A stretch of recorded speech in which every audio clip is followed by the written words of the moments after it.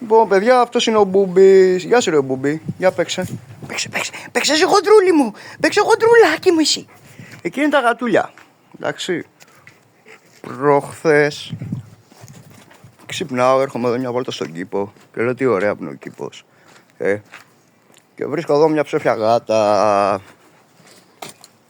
Εδώ, σε αυτό το σημείο. Που τα σκυλιά δεν πειράζουν τις γάτες. Γιατί από ό,τι βλέπετε μεγαλώνουν με 4 γατιά.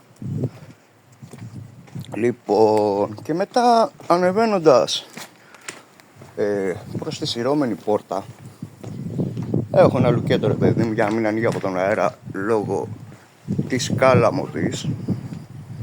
Έτσι. Και βλέπω αυτό το λουκέτο εδώ τραβηγμένο προς τα πάνω και πεταμένο από εκεί. Λοιπόν,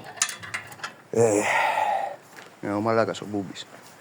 Το θέμα είναι ότι πήγαν να μας φάνε, αλλά εδώ αυτός ο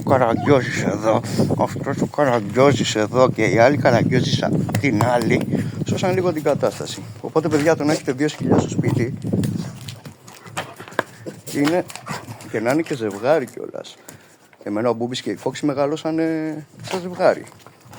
Είναι πολύ σημαντικό να ξέρετε. Έλα εδώ ρε Μπούστη. Κάτσε κάτω. Κορίτσι μου. Καλό στο μωρό μου το καλό. Το χοντρό μου το κορίτσι. Άντε.